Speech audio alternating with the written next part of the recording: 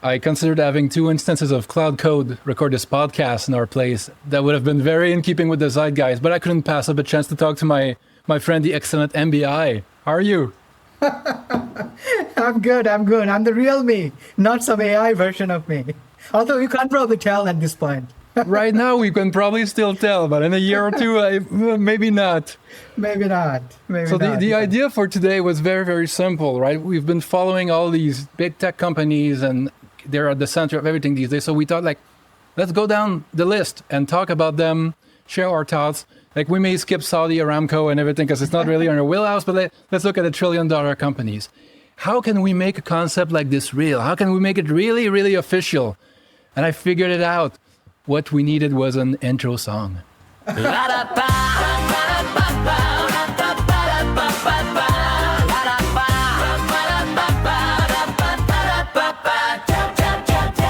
at the table, trillions on the board. Nvidia, Apple, Google, can you keep the score? Microsoft, Amazon, Meta in the race. TSMC, Broadcom, Tesla, who's in first place? It's a $1 trillion club, liberty. Nvidia, breaking it all down. $1 trillion club, the biggest game in town. I'm live now. Oh Don't my you feel more goodness. psyched about it now? I am. Now, although you definitely used AI to do this, but now it feels like this conversation is definitely not AI, because AI can't really probably still surprise you in this way, right? Totally random thing, just thrown into the conversation, making it more human-like, right? That's got to be my mode for the next few years, right? It's going to be even more like random dad jokes and all that stuff. Did you use Suno or something else to do this? That was Suno. And surprisingly now, when you generate something, they give you 4. And so 2 with the old wow. model and 2 with the new model. And I thought the old model one was better. So I don't know why, but this one came out better. I have written a bit about probably 2 pieces on music's AI mess. And it's funny because just today, I listened to an artist whose song I found really, beautiful and very human-like. I could definitely not tell it's AI generated in millions of years. I forgot the name of the artist, but it's the same artist whose song was actually shared by Selena Gomez, I think during Golden Globe or something like that, probably without understanding that this is an AI generated song.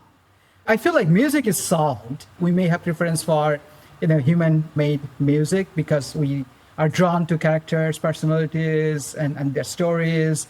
I think we're already there if you just judge based on their output. I am not a music connoisseur. I'm probably more a normie when it comes to music. And I am definitely not in a position to differentiate between AI-generated music versus, let's say, human-made music.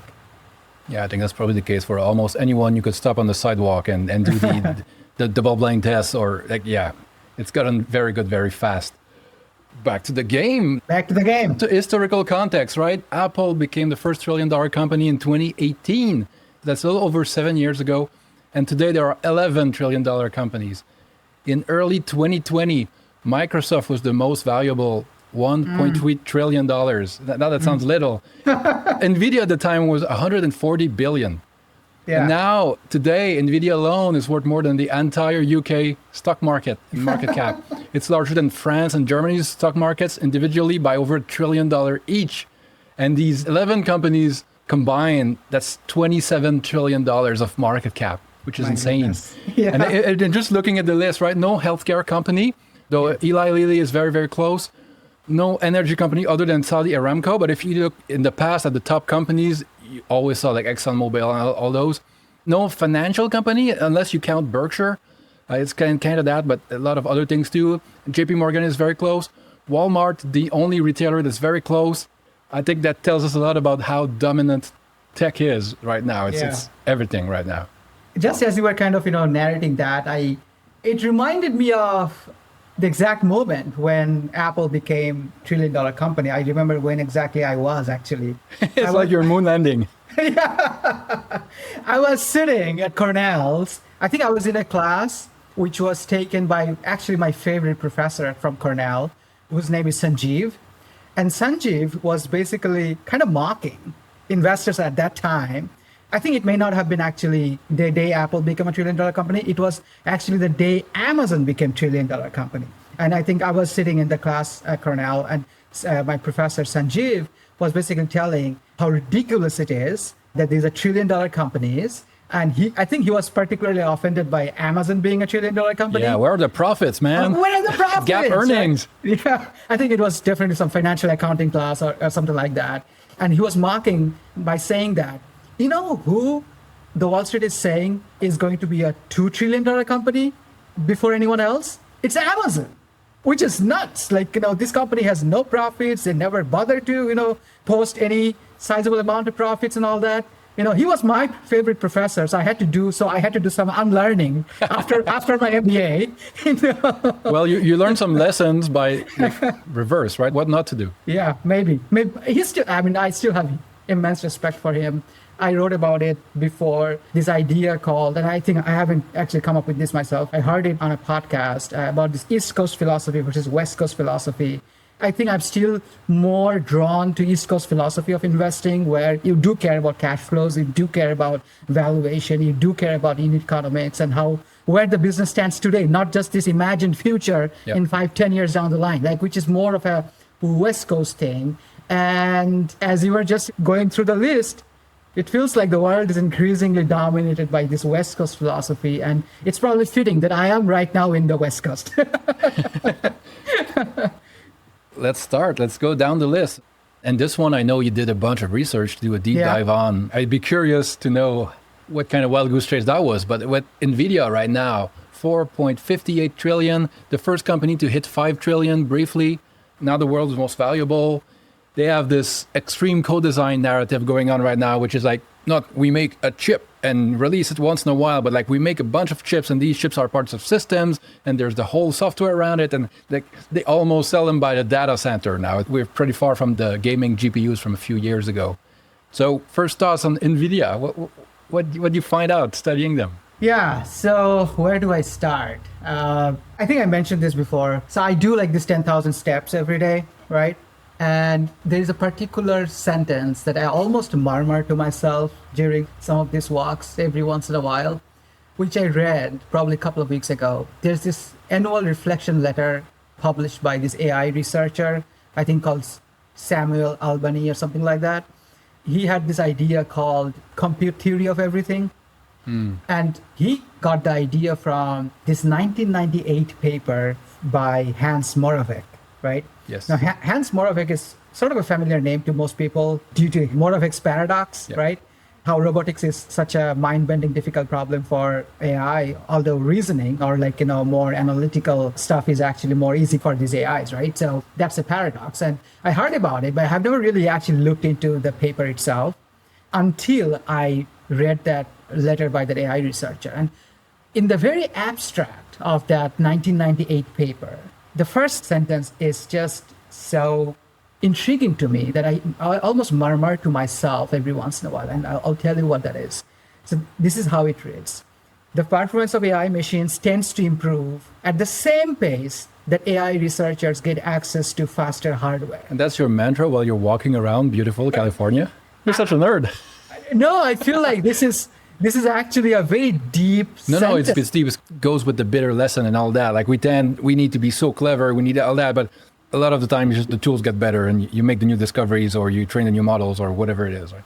Yeah, it is from 1998. I think that's also important to remember, right? This is not something someone wrote last year or so after looking at Nvidia's Blackwell chips, right? This is all before anything that we're seeing these days. Sitting in 1998, he looked at last 30, 40 years of AI progress and the bottleneck that AI faced, right? And came to the conclusion, I would say right conclusion, that there is this peculiar tendency of AI progress getting faster and faster the moment AI researchers get access to faster and faster machines, right? And he actually literally predicted, it's in the paper in 1998, that the machines will reach the capability of human brains by 2020s, right? Now, we can debate and we can argue whether obviously there are still 4 years left or almost 5 years left in this, decade.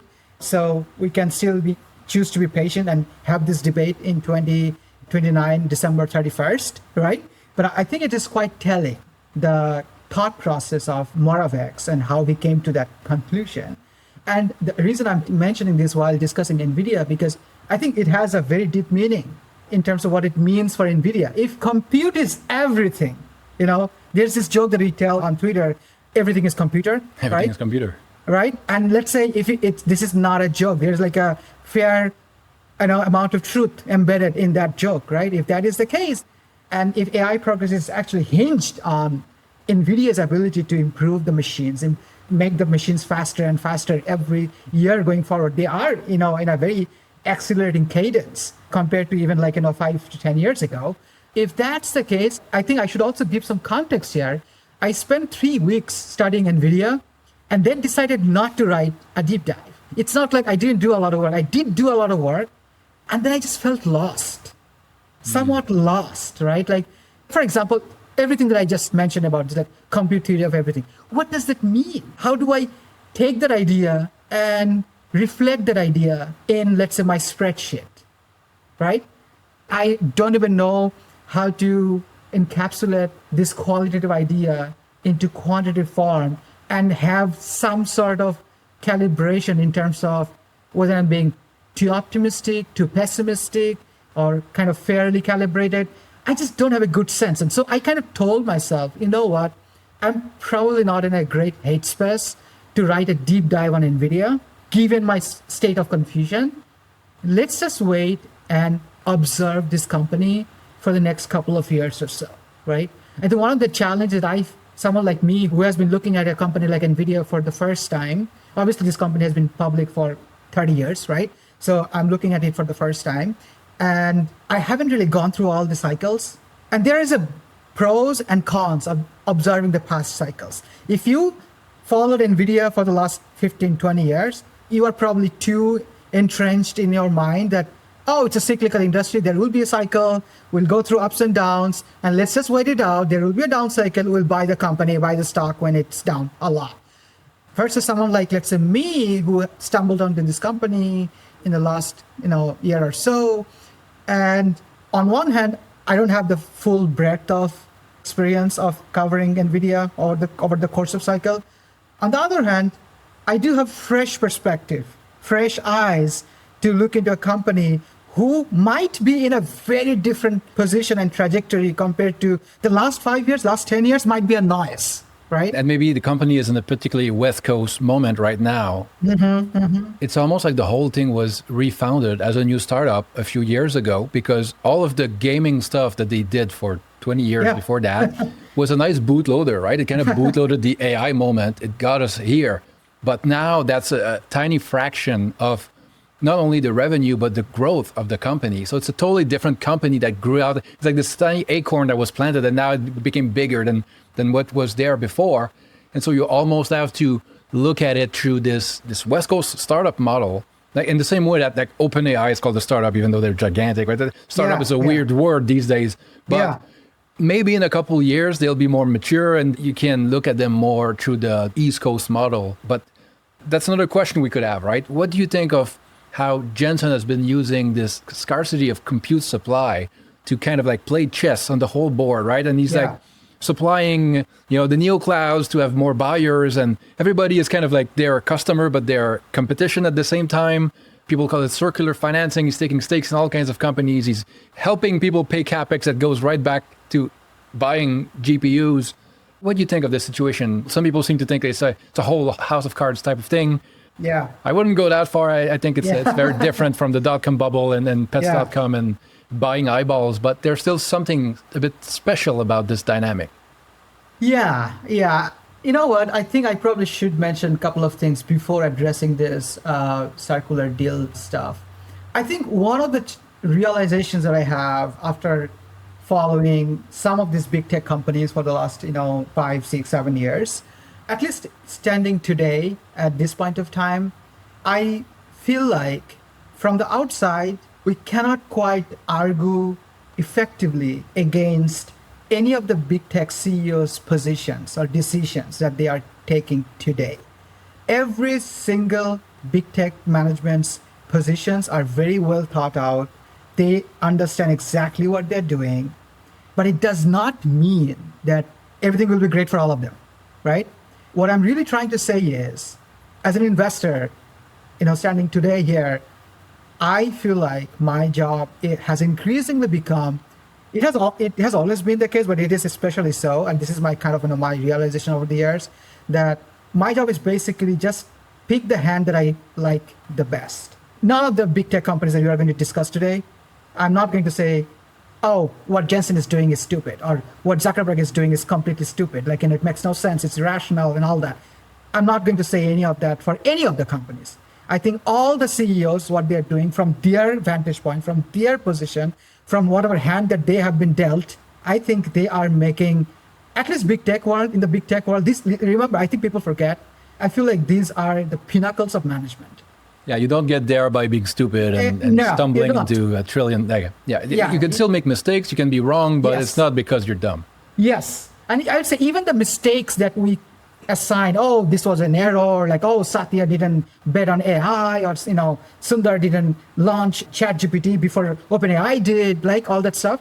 I think people either don't have all the context of all the calculation that went into. Yeah, hindsight is 2020, right? Right. That's one. And also, like I was saying, our job as investors have increasingly become not to criticize, minute little decisions by each of the CEOs, but to say, I don't like, let's say, Meta's hand. I like Google's hand, right? Like, for example, I do think Zuckerberg is marginally better as a CEO than Sundar Pichai, let's say, right?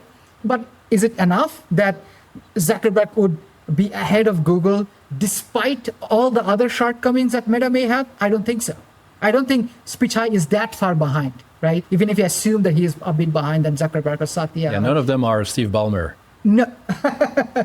Right. Well, no comment on Ballmer because I haven't really religiously followed him when he was at the helm of Microsoft. And I know, how it feels, like in hindsight, And I don't want to be unfair, the metrics went well, everything, but he did destroy a lot of value through M&A. And anyway, that's a whole separate discussion. A whole separate discussion, right. So that's my first point. That's how I feel about kind of my role as an analyst or as an investor. Instead of arguing, hey, why Jensen is doing all these circular deals, the question to me is, do I like the hand that Jensen has at this point, right? So that's one way I look at things. The other way is I feel like I suspect there is still a lack of recognition among many analysts and investors how the job of analyst is changing. And I can probably share kind of my experience and how I feel things have been changing and how I feel I need to adapt in certain direction. When I look back in the last, let's say, 10 years or so, right? Okay, these companies are 2 trillion, 3 trillion, 4 trillion, Nvidia is $5 trillion company, right? What were the source of value creation of this, trillions of dollars, right? And if you go back and kind of rummage through all the sources of value creation, I think people still don't quite appreciate how much value creation was done by just academic papers. Like someone somewhere in these big tech companies thought about an idea, wrote a paper, and people kind of quickly realized, oh, this is a gold mine. We need to kind of, harness it. If you think about the cat paper from 2012, right? Yeah. It's stupid. Even if you gave me that paper, I would just read it. I'm like, oh, yeah, that's interesting. And I would not think anything more beyond that, right? But people who are actually in the very near that locus, they probably understood the deep implications of this paper and how it may unlock a lot of value through superior algorithm, right? Through, Meta's apps, TikToks, Google's, YouTube's, Spotify. So many companies have been able to generate incredible value, probably based on just that just page rank, the paper. Right? The OG, the page rank way of ranking web pages, that's worth a few $1 trillion. Yeah, absolutely, for sure. I think you're probably alluding, yes, this was always the case, but I think this is becoming even more the case. The point I'm trying to make is, forget NVIDIA. Obviously, NVIDIA, you couldn't possibly express your point of view about NVIDIA in a spreadsheet. You just couldn't 5 years ago, right? Forget NVIDIA. Even for Meta, which we all thought this is much more amenable in terms of our ability to forecast, right? Hey, we have the data. How many people use these apps, right? Yeah. We have the ARPU data, right? MEUs, ARPUs, like Right. all these numbers, multiply them by each other, put a margin on it. And it's growth rate. so beautiful, right? It's so simple and beautiful, and we all feel like we get it. We understand it in Meta. This is more modelable company, right? Here's the thing, like now when I look at my model from 3, 4, 5 years ago versus let's say what Meta is reporting today, it's nowhere close, right? Like 25% growth, 26% growth in year 2025. No, I did not expect that. I wasn't even close to that. So the question is why am I so off, right? And if you think about it, like, the core idea of why these companies are able to generate so much value, right? They have generated so much value. I'm intentionally not using the word extract because I think they have actually given more value than they extract. Oh yeah, I think they capture a fairly small percentage of what Very they small generate. percentage, right? Exactly. And if you think about it, like, and it's not the cat paper. Attention is all you need. 2017 paper, right? Chinchilla, 2022 paper, right? So the conclusion that I kind of came to realize that maybe today there is an academic paper out there which is probably creating enormous value 3, 5 years, 10 years down the line. If not today, maybe tomorrow, right? And that's why you would probably notice that I have been actually spending a lot more time just going through papers instead of, let's say, going through expert network calls or transcripts from art. I'm doing all of that. This is why I feel like I'm the individual embodiment of Jevon's paradox. AI has just accelerated my work. The more productive you get, the more stuff Yeah. you have to do. Yeah, I think it was Kevin Kelly, right, who said the reward for good work is more work, right? I think so. Yeah, Yeah, that's I think a good so. one. I think it really resonates that, yes, I've been going through all these academic papers and I've been also doing all the stuff that I already was doing, right? So I'm not really deducting any of that. So I think it's very interesting phase that we investors or analysts are currently in. The job is getting more difficult. It's not getting easier. Many of us may be under the false impression that, because of ChatGPT or Gemini, our job is getting easier. I think it's the opposite. The job is getting more difficult. Like, even if you gave me cat paper, I'm not in a position to be able to tell the full range of implications of the cat paper. Or even attention is all you need. I'm not saying that even if you're a technologist, you will be able to say all of that, but you may have a better appreciation than, let's say, most generalist analysts like me out there may have by reading these academic papers. And even if the tools make you way better at researching things, finding more things, understanding way more complex things, right, and all that, it's standing on tiptoes at a parade because everybody else in the market is also using the same tools and finding more stuff, understanding complex things better without having a PhD tutor next to them, right? I want to go back to the question you actually asked, right? So I didn't really respond to it yet. For instance, a circular deal, right? And I want to give a more preface by saying that if you think you are in a position to debate vigorously with Jensen why he's doing this circular deal, almost be certain that you don't have the full context, right? I would probably be on Jensen's side, to be honest. Yeah, I don't know what's your rationale, but I too am on Jensen's side. And the way I kind of think about it, a lot of people who cover big tech look at Meta, Google, Amazon, or even Microsoft and say, oh, their free cash flow is evaporating. They don't have free cash flow, right? They're just plowing all it back on CapEx, right? Buying GPUs. Nvidia is on the other side of the transaction, right? So people would say, oh, they have so much cash, right? Oh, it's great business, right? I think people underestimate what it means in the long term. Imagine, if you take the assumption that AI is this great new thing, the revolutionary force, that's going to be around forever from now on, right? Why do you need free cash flow? We want to be able to reinvest your operating cash flow at an attractive ROIC. That's the name of the game, not that I need, trillions of free cash flow. No. In fact, if it's the opposite, imagine what NVIDIA's position is, right? NVIDIA is selling gobs of chips to these hyperscalers, and they have gobs of cash. Now, if they don't have a good use of this cash, what's going to happen? Your ROIC is just going to drastically fall, right? They may not find any use of cash, so they will be forced to buy back stock. What's the value of NVIDIA stock? If, let's say, they're wrong on AI, well, not much. So why are you buying back the stock, which may not be worth much? So that's also is a circular deal if you think about it, right? So that's one way. And the other is, if you truly believe the takeoff scenarios, these AGI scenarios, if you are AGI pilled, to put it in that way, I do think you have to own a model if you are AGI pilled, right? NVIDIA does not have a model. NVIDIA helps people. They are selling picks and shovels to They have some models, but they're not quite on the frontier. Right, exactly. They're not frontier, right? it makes sense to me that the more edge appeal Jensen is, the more he should be willing to spray his bets to model developers, right? Now, he doesn't know whether OpenAI will have the AGI or Anthropic or XAI or Google. If it's Google, that's bad news for everyone else, right? But if it's not Google, then it's these other 3-4 options that's out there. And to me, it almost doesn't make a huge difference whether Nvidia with that free cash flow is buying back their own stock or just spraying the bet around. Yes, they are going to lose some money if you assume all 3 or 4 of them, XAI, Anthropic, and OpenAI, let's say all 3 or 4 of them are not going to be super valuable companies in 10 years, right? If that's the case, then Nvidia will lose some money, but maybe that will be adequately captured by the one who's going to actually win. And also, this is not the end of the road. Nvidia is still going to generate hundreds of billions of dollar cash flow next year, the year after, right?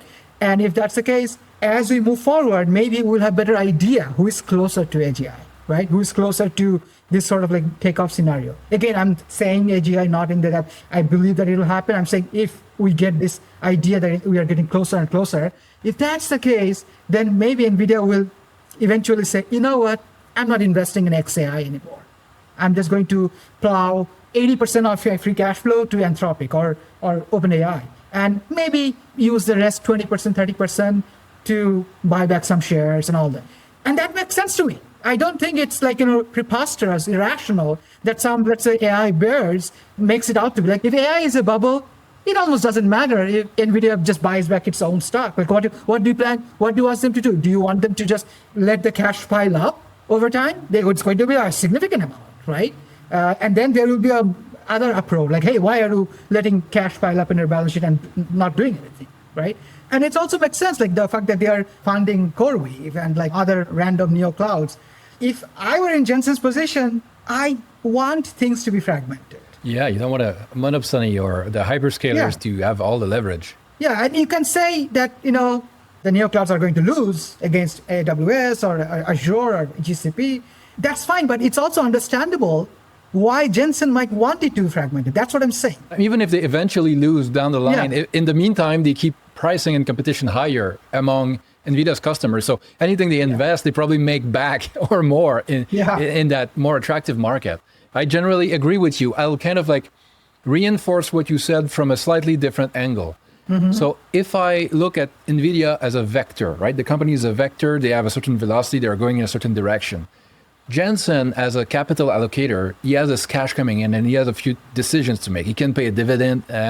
He can buy back stock, but at these valuations, like he's going to buy back like 1% or something of the company. It's not going to move the needle very much, right? Nope. Yep. He can reinvest in R&D and CapEx, but they're already investing a ton. They don't have anywhere to invest all that money at attractive rates or to move the needle, right? Yep. So what's left is nudging the probabilities that things keep going well. Yeah. It's about like the kind of terminal value of the company. All these big AI labs, unless you're Google or Meta, you don't have a cash engine that's just spewing cash everywhere that you can reinvest, right? So they have to raise money from VCs from everywhere. Well, if NVIDIA provides them capital, it increases the odds that they keep going, they succeed, they get somewhere. So it increases the odds that NVIDIA benefits from that. So by investing 1% or 2% of market cap or whatever, which is not a huge amount, if you can increase the odds of success by like 5%, 10%, whatever, that's a great investment. That sounds like a great way to do it. And all that money is not just leaving the company. Most of it is coming back because people are buying your stuff. And by buying your stuff, they're giving you more scale to better compete, right? You have bigger orders from TSMCs. You get better wafer prices. More people are writing stuff on CUDA and on your software. All of that compounds in all kinds of ways. So by investing what is a relatively small percentage of market cap, even if it's a big absolute number, Jensen is improving his odds of this huge prize. The prize is so huge that a small percentage nudge is worth a lot. That's how I look at it. I largely agree. Like I said before, I'm not in a position to argue and win against Jensen. Like Jensen has thought it through and he's not making any dumb decision. I'd listen to that though. You debating Jensen? That'd be great. No. You get so many subscribers from it. Oh, no, thank you. I'm going to lose more subscribers. I'm going to be so embarrassed. I'm going to be so No, you embarrassed would be that- sitting at a table at like an Asian night market, like with a big beer and everything, and Jensen would be so cool in his leather jacket. It would be a Yeah. great photo op. Yeah, for sure.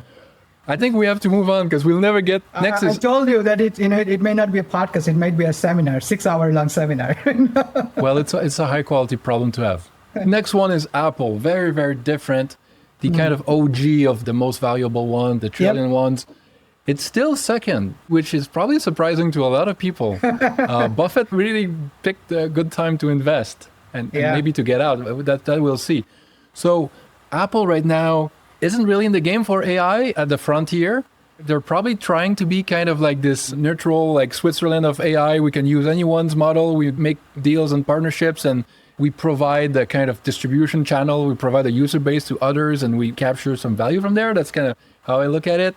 But the company looks like at a moment where it's about to kind of reboot, right? Probably get a new CEO. A bunch of executives are leaving. There's going to be some turnover. So I don't know. The company is an interesting moment. This could be kind of like soon to be peak Apple as OpenAI and others release new hardware. Maybe Google gets so far ahead in AI that its Android gets more attractive all of a sudden. I don't know. So that's kind of like my table setting for Apple. Yesterday's darling of tech, and now are they being left behind by AI? That would be the headline, the scary headline. Yeah, I mean, I think Apple is making the bet that there will be no special model, right? And they can always... Or if there is, they can just license it. They can make a deal and use it anyway. Yeah, and I mean, there are ways how that might be true if Apple has the prime location in terms of owning the hardware, right? They are the hardware owner, even in the AI age. If that remains true... The hardware platform stays important and relevant. Yes, if that's the case, I think you can see a scenario, even if there is a special model, even that special model would still want to have access to queries from billion devices, right? I think sometimes you pose this question, whether you want Android in an iPhone or Google phone in an iOS software, right? So it could be something similar. Like, which one do you prefer more? Like, do you want to have access to a particular model? And who has the leverage? Yeah, who has the right? leverage? If Apple makes a deal with an AI company for a model, is Apple paying them? Or is the lab paying Apple to access, right? It's kind of like Nvidia's deal with AMD versus AMD's deal with OpenAI. And one of them got warrants and the other got equity. Like, who has the leverage in the deal, basically? Yeah, the primary reason I see is that bet Apple is making that we are at the end state of hardware, right? To me, I don't know about you, but I feel like anytime I hear that, that's a risky statement, right? Anytime I hear this is the end state, right? Yeah. Obviously, I can't really conjure up and imagine what the next hardware is going to be. We have tried. VR is definitely not it. Glasses might be. There is a possibility. I think Google is going to launch AI glass this year, probably later this year. I'm actually really looking forward to it because I feel like there is a potential that they might actually one-shot, Meta's Ray-Ban glasses. That's the thing, right? When you start too early and you spend years and years working on a problem and someone else starts at just the right time when all of the unlocks are there and they speed past right to you, right? People may be working on glasses and then we get AGI and everybody has a Neuralink implant the next day or something. Right. You never know. You never know. So that's the thing. That's the risky part of the bet, I feel like. It's been, 17, 18 years since iPhone, and to bet that the next 10 years, 20 years is going to be the same. Obviously, Apple is also going to launch glasses. I have this spidey sense that OpenAI's hardware will be a hit. I know OpenAI is probably going through a bit of a sluggish couple of months, maybe, at this point. But I still think some people underestimate what this company has achieved in the last they have good product sense and good very velocity. Good product sense. Yes. I don't know hardware can be very Google has pretty good software product sense on the stuff that they focus on. What they don't focus on, they all kill. But that doesn't always translate to hardware, right? Google has had a much harder time with hardware, even though they've hired a bunch of ex-Apple people, and that can be tough. So I'm very curious if Johnny Ive is too rich and too old and too he's not as hungry as he was in the late 90s, right? I don't know. Yeah, I mean, what you were saying is probably should be the base case. That's why I said I have this spidey sense that OpenAI's hardware may be a hit, right? If they can kind of affect that narrative that would be a great test, I would say. Already by this now, a lot of people have incredible affinity towards ChatGPT, right? If that translates further to a particular hardware, that's not a great position to be in if you are Apple. And it is clear, I think even the, I would say, diehard Apple fanboys would not vehemently disagree at this point that this company does not seem agile at this point. It feels like this revolution is kind of, passing them by. Like, they're kind of just trying to leverage what they already have. Yeah, it's a great place to be because they had such a coveted place in the earlier computing platform. But to hold on to that and to kind of milk it for the years and years, I would be most nervous about Apple. But obviously, a lot of public market investors have been nervous about Apple, and they have been wrong. All the way up. Right, exactly. So I don't take my concerns too seriously. But at the same time, I do have the nagging feeling that Apple should try to at least be much more agile than they have been the last 2 years.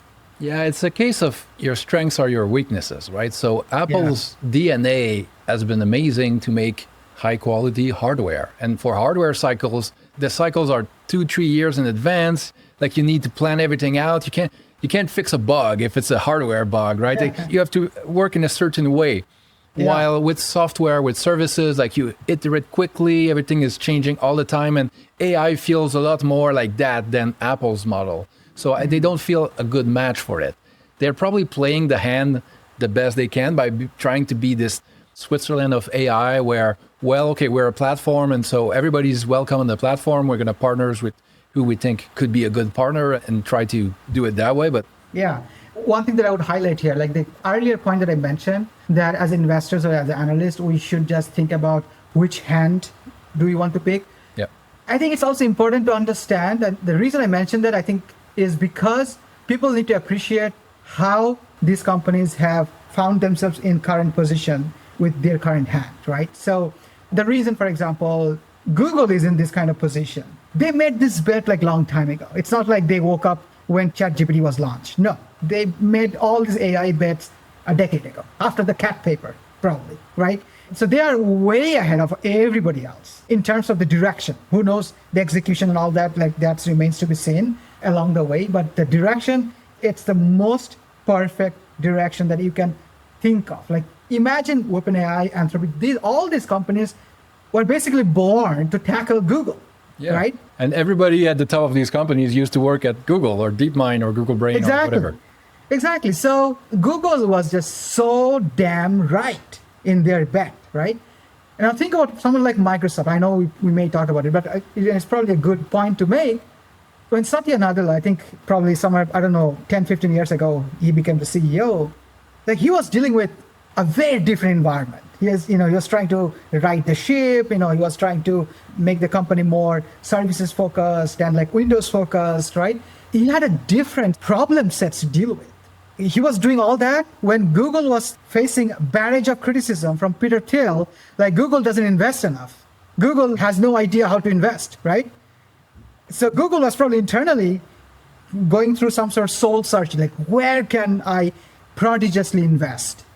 For the next 10, 20, 30 years, right? And they came to the right conclusion. It's AI, right? And, well, it was GCP first, but then AI. Yes. I mean, these are all sort of concurrent bets, right? And all different flavors of the same bet, right? Now, Apple was, again, they were dealing with a probably slightly different thing. Like I was saying, hardware is a different mindset, different sort of, problem to deal with. And they were under the scanner of like, okay, obviously the modular solution, Android, is going to be the winner. It's not iOS. No, it's going to eventually die and lose against something like Android, right? That was the kind of narrative they were dealing with like 10, 15 years ago, right? It's the kind of problem set that each of the companies that were dealing with, let's say 10 years ago, may have directly contributed to where they are today. Like even for Nvidia, GPU is not last year's concept or 2020's concept, right? The core idea of GPU was like in 1970s, right? And then Nvidia was kind of, it stumbled under the idea like, hey, it can have like wide-ranging application by mid-2000s, right? And he invested heavily on CUDA and kept it free for years without having any clear understanding really what's the applications of this and how big can it be, right? But he made that bet correctly long time ago. So for anyone with alternative to CUDA all of a sudden, just because there's so much money involved, it'll be super easy, will remain very, very difficult, right? So similarly, like Apple and all, even if they realize, hey, we need to get up to speed on AI, it can take, more than a few years to be able to actually put up with the companies who are currently at the frontier because they have made the correct bet 5-10 years ago. Before we move on to Google, one last thing on Apple that is not about AI. I know it's sacrilegious these days to not talk about AI, but what do you think about their exposure to China and that their supply chain and all that? That's another one that feels like if something happens there, it could be very bad for everybody if TSMC or something gets taken off the board. But Liberty, you just have to be philosophical about it. Yeah, it's okay. What can you do anyway, right? Yeah, exactly. You just have to be philosophical about it. Yeah, it's fine. Our forefathers, went through Great Depression. Maybe we'll have to go through one. That's fine. We'll be fine. That's the spirit. Positive. But yeah, exactly. All right, let's talk about Alphabet, about Google, about the collection of bets that this is, right? Because it used to be a search engine, but now like YouTube alone is gigantic. Waymo is getting there. The AI stuff is in itself huge. GCP is a huge cloud too, growing fast. Everybody's been talking recently about the TPU program, like Google has its own ASICs, because that's another bet that they started like over 10 years ago. I think 2013, they first started working on that. Yeah. They have this collection of assets of smart people and of huge distribution channels that are pretty unmatched. The only downside is kind of like sometimes they have to get out of their own way, right? They can get bureaucratic. They can have the 5 things they're doing in parallel, competing with each other, and none of them is quite good, and they kill a bunch of products. That's kind of like the dark side of Google. But if you look at the hand that they have, it seems pretty solid to me. Yeah, I mean, I think there were definitely a couple of moments where people thought Google might be cooked, but obviously that narrative has completely died down. There's an alternative universe where we all switched to Bing and Microsoft made them dance. And I feel like, it is a bit of a surprise. Well, it's getting close, so maybe not as surprising to me. Based on what we know so far today, like obviously a lot of things can change going forward, but based on what we understand today, it feels like Alphabet should be the largest company in the world based on, a lot of their bets are not really generating a lot of revenue and cash flow yet. So you have to entertain some West Coast philosophy here, right? But the thing is, Alphabet, I think, has, since its IPO days, has a very core, I would say, value investor shareholder base, right? That's why it has hardly traded at a nose-bleeding multiple, ever, right? A lot of things have changed, over the years, but it has kind of, traded. Let me put it this way.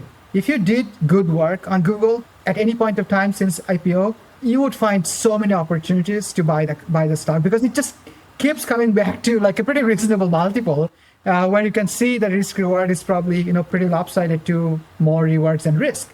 So if you still look at Google more through their earnings stream that you have already seen or are about to see, let's say next year or two, then I can see why Nvidia would still be the largest company in the world. But if you play out the long-term implications of all their bets and how all have this kind of horizontal layer of AI to all their bets, right? And if you think AI is the future, AI is going to feed everything, right? In every nooks and crannies of all technology, then it seems like, we may not be able to pinpoint a particular cadence of revenue or earnings stream, but it feels almost inevitable that they will become the largest company in the world. I mentioned the caveat before, unless they, bungle up on execution, right? But I think their hand is so good that even if they miss a couple of bets, it's still probably fine, right? The founders are not involved on a, let's say, operational basis. Well, Sergey is kind of back, but... Yeah. Inside the AI lab. Say he's not. I don't think he's looking at everything else. But I do think it's telling. Like when you look at the kind of people who used to work, like people keep saying, "Oh, they all left Google," and I keep thinking about, my goodness, how on earth this company was able to amass all this talent in the same umbrella. It's incredible. Google wasn't the largest company 10 years ago. In fact, if I remember correctly, sometime I think 2015 or 2016, I may get the exact number wrong. In 1 year, I think Amazon, Google, and Meta had pretty similar enterprise value. Pretty similar. Yeah, right? I remember that. Right. And obviously Microsoft and Apple were even bigger. So it's not like Google had all the resources in terms of cash and profits and all that. No, all these other companies were probably in a position to attract this deep talent base across Silicon Valley. And it was Google who was able to do it. And of course, like you have so much talent under the same umbrella, it's not possible to actually be able to retain all of them. But it says something that they were all there in the same company. So I think the core direction that many of these people actually probably helped Google make, put them in such a position that they are in an opportunity trajectory where they can face competition, they can miss on some bets, they can mis-execute on something, and may still come ahead over everyone else. And I have a theory about the talent thing. So AI, the world of AI went through a bunch of AI winters. But I think Larry Page was way into AI even in like late 90s, and he kept focus on it even through the winters. And so they got all these researchers working at Google during a time when nobody else was interested in AI. Nobody thought it was interesting or it worked or anything. So they got all these people. But I think over time, Google got kind of like more bureaucratic, and all these people were doing work, but like nothing was kind of coming out as products. And so that's probably when a bunch of them left and went to these other labs. But DeepMind was kind of the saving grace because they were over there in the UK and they were operating more as a startup. And they kind of did a reverse takeover of Google's AI division, right? And it's kind of like Steve Jobs coming back with Next, putting new life into Apple. I think DeepMind kind of like did that for Google's more bureaucratic and divided and siloed AI efforts everywhere. And they refocused them. And this may turn out to be one of the best acquisitions of all time. And all these companies have a lot of these on the board, right? Even before the transformer moments, I was reading about how some of DeepMind's work was used to optimize Google data centers and all that, and saving hundreds of millions of dollars and basically paying for the acquisition of DeepMind easily, right? Anything else on Google before we move to Microsoft? I've read a lot on Google, in the last, I would say 6 months or so, ever since I kind of changed my mind that the search-related concerns are a bit of a head fake. I'm not saying Google search will remain as entrenched as it has been, let's say, the last 10 years.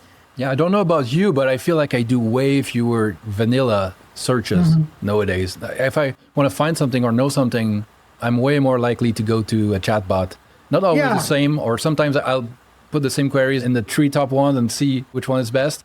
But I very rarely anymore just go to Google. And even when I go to Google, I often use the AI mode. I see. No, so I do have still a lot of vanilla queries. So it may be different in terms of how I use the chatbots. My chatbots are always, I don't casually chat with chatbots. All my queries on ChatGPT or even Google or Gemini, I use the most premium version, like Gemini Pro or ChatGPT Pro model. And then I also use the extended thinking. That's the way. Right? And deep think for Gemini, right? So if you use that, you really can't chat with these models because ChatGPT takes like 20, 30 minutes to answer anything to me, right? So I can't, so I feel like my habit is checked by that delay. It's like I have an employee that I chat every day instead of like, this friend that I have. Like ChatGPT is not my friend. It's like a colleague to me. So that's how I kind of, treat it. I think, one thing that people are coming after Sundar Pichai not so long ago, like how even Ben Thompson kept saying that he should probably resign, right? Well, for a while with Bard and all that, it looked bad for a while. It looked like they were very dysfunctional internally. Yes. Obviously, Google search has such an entrenched position, right? De facto monopoly. And when you are in that position for such a long period and all of a sudden you face a jolt, it probably takes a while to respond. But the point I'm making is, I think people forget it's not just Sundar Pichai, but also Demis Hassabis. Yeah. And if I learn anything by studying Demis Hassabis, and it's also probably true Larry Page and Sergey Brin, these people are not going to give up. If AGI is possible, these people are going to, get to it. Yeah. By hook or by crook. In fact, I think Shane Lake, who is one of the co-founders of DeepMind, I think he wrote this blog post in 2009, just before, I think, starting DeepMind. And he basically said, I think something like that we are going to have AGI in 2025 or something like that. And he did say people are not going to believe when we actually have it, right? People are going to debate and argue and all that. And again, to go back to my sort of like a point that I mentioned before, a lot of people said things long time ago that had this almost airy level of predictability embedded into it, which I think is very curious. And even the AI winter stuff that you kind of alluded to, I would highly encourage you to go back and read 1998 Hans Moravec's essay. He had a very succinct and compelling explanation why from 1950 to 1990 there was an AI win. Frankly speaking, after reading that, he probably converted me believing that we're not going to face AI winter anytime soon. I would be very surprised now. Like, I was reading about John von Neumann, and he had these ideas about AI in like the 50s, and there was this conference of AI researchers in the, I don't know if it's the 50s, early 60s, they were like, oh yeah, we should solve this in a couple of years, right? So at first people are very optimistic, but then they figure out, okay, we don't have the compute at all, we don't have the data, the algorithms. But yeah, it's funny how this But goes. You never know, like there's always a curveball. You know, it probably doesn't matter much in the grand scheme of things if we get to AGI in 2200 or 2026, like the world will be fine, right? But obviously it matters a great deal to us. Exactly. It definitely matters to us, people like you and me. But the reason I'm saying, if China invades Taiwan, or I don't know, or US does something stupid, let's say, right? We shouldn't assign only this unpredictability to China. US can be unpredictable as well, right? So let's say if either of these two countries does something untoward to make the geopolitical situation unstable, and we lose this access to faster and faster chips and machines, right? Then, as I laid out, we won't get, better AI. You can't do it right now. Without TSMC, the momentum is lost for a long while. Exactly. So there's always a possibility. But even if we do face this possibility, I think that core idea, the one sentence that I mentioned, I think that is onto something. And we'll eventually get there. We will eventually have very powerful machines, very powerful AIs. But the timeline can be a real curveball because the world obviously can throw curveballs at us. But in the grand scheme of things, it don't matter. We'll eventually get there. But it may not be you and me, maybe our son, maybe our kids, maybe our grandkids. But we'll eventually get there because I think we know what it takes to get there. It may be a zigzag way to get there. Who knows? Speaking of curveballs, you see how I'm good with transitions now. Microsoft is an interesting one because they're like, 50 years old or something? They're a company that has gone through like cycles and waves. And for a while, they were kind of lost in the wilderness with Ballmer. Still a monopoly, still very profitable, but nobody kind of saw a future for them, right? And then Nadella refounded the company. You kind of alluded to how he had to change how the company saw itself and what they were focusing on and all that. Did great. And then for a while, they looked like they could do no wrong, right? The partnership with OpenAI, they invested early in OpenAI, made it happen. They seem to be like the best position in AI. They were growing compute and CapEx faster than anyone. They were getting great access to Nvidia GPUs. Everybody assumed that with all this access to OpenAI, IP and everything, it would be in every Microsoft product, making them better, increasing RPUs. Everything seemed amazing. They were feeling so great about themselves. They were even taunting Google, right? We're going to make them dance, and even Bing is going to be amazing. And then recently, they kind of feel like, now they're back in the doghouse a little bit. What's your view on Microsoft right now? Yeah, I mean, there's this tension between OpenAI and Microsoft, right? So if, for example, I think Microsoft would be a lot more formidable if OpenAI just chose to focus on consumer and gave Microsoft more license to really go after the enterprise market, right? Yeah, or if Anthropic didn't exist. Yeah, right. So there's this tension even in that partnership. And Sam Altman has this grand ambition. He wants to go after everyone. He doesn't want to say no to any opportunity that's out there. Right. So that itself creates a lot of tension, I think, in that partnership. And like I said, Microsoft just doesn't have as good of a hand, even though people thought otherwise. And in theory, they should, right? I feel like they may have fumbled it a little bit. I don't know if it's just when they took their foot off the gas. Nadella has a good explanation why he did that. I think as long as they were like 300 times bigger than OpenAI, the partnership was great. But now OpenAI is so big and can throw its weight around and bully Microsoft a little bit, right? Yeah. And use other players to get leverage on Microsoft. And now they I don't know. That's what I'm saying. Like looking at the facts, I feel like Microsoft was never quite in a enviable position in this AI race. They don't have the model. They never had the model, right? They have this license and contract and partnership, and the language is like, who knows how that will be interpreted. Maybe OpenAI will declare AGI and they don't share. Like all these sort of like, potential bombs in that partnership that you don't know how those bombs will be burst. They were so early. They were seeing what OpenAI was doing in like 2019. They were first in line to see ChatGPT from the inside. It feels like they should have built their own team and grown a better team, right? Even if they offloaded a lot of it to OpenAI as partners and everything, it feels like in parallel they should have gotten ready for this, not a divorce, but this estrangement.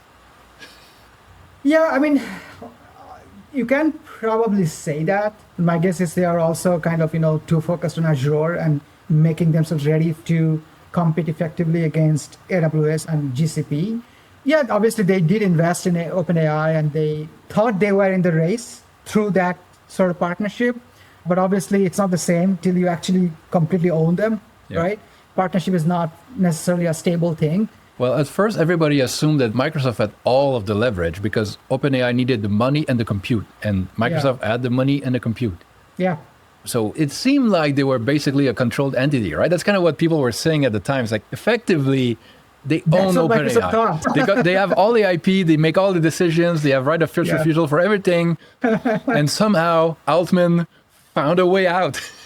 Yeah, it's not easy to bully Altman. Like I said, these are all big personalities. I'm actually curious to see how Elon Musk versus Altman lawsuit, how that's going to play out. Elon Musk will be very determined to divulge all the dirty laundry of Altman. So we'll see how that turns out. I think it may be possible that Elon Musk may be the final boss for Sam Altman.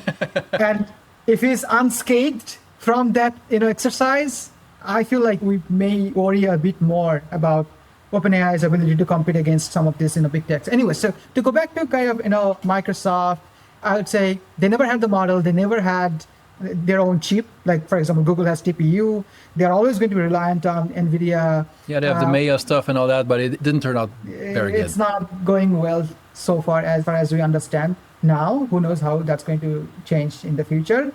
They may be in a bit of a doghouse, but at the same time, let's not forget their advantages as well. Like they do own the enterprise relationships. And my wife works for the state of California, and I hear stories from her how people are using technology in their organization, and increasingly it feels like Microsoft will be fine. They'll be fine. They've been through the past 50 years of tech changes, and people are still using the same products. Yes. People say, "Oh, cloud co-work is going to disrupt." Like, oh my God, you don't know how people outside Silicon Valley use technology, right? And again, my wife works at California State, not like random country out there. It's possible that some of these startups like OpenAI, Anthropic, or even maybe some of the big tech, it's possible they may be overestimating, especially in the enterprise setting, people's ability to, adopt new technology. If that's the case, like, we all kind of ridicule Copilot, like, oh, it's kind of, it doesn't work or it doesn't work as well. They keep kind of push it to users, and users are increasingly annoyed, especially if you use like ChatGPT and Gemini, and like you don't really want to use Copilot.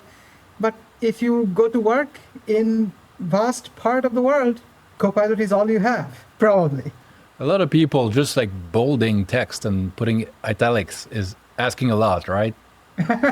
The range of ways of using tech is very, very, very wide. And those of us who are like trying all the new models all the time, using AI every day, forget that diffusion is not going to be immediate. Even if it has a big impact, like coding is going through a huge disruption right now. But in a lot of other parts of the economy, I think it's going to be a lot harder. It's kind of a similar hand as Apple, let's say. I think Microsoft has a better hand, in my opinion, than Apple. It's not like Microsoft is getting obsolete or getting irrelevant, but I think the real debate is, it's not just for Microsoft, but also for all the incumbent software companies. companies like Microsoft or even Salesforce, let's say ServiceNow, Viva, their current business is probably are going to be fine, or let's say more immune than most other enterprise software companies. I think the real legitimate debate that I see is whether these companies are the ones who will be able to capture the upside of AI. Yeah. Right. Microsoft did lose a lot of share to, let's say, Google Docs, people who have entered the workforce in the last 5 years or so. These are the kind of people who grew up with Google Docs, right?